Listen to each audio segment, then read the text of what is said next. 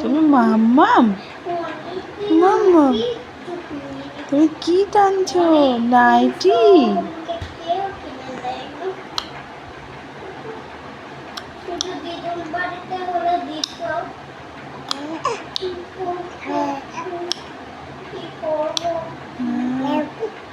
ওই দে দিদি পুরী বেড়াতে যাবে, বলছে তুই হয়ে গেছিস, এখন আর কেউ পুরী বেড়াতে যাচ্ছে না, তুই না হলে আমরা পুরী বেড়াতে যেতাম, তুই ছোট বলে তার জন্য মা বাবা যাচ্ছে না।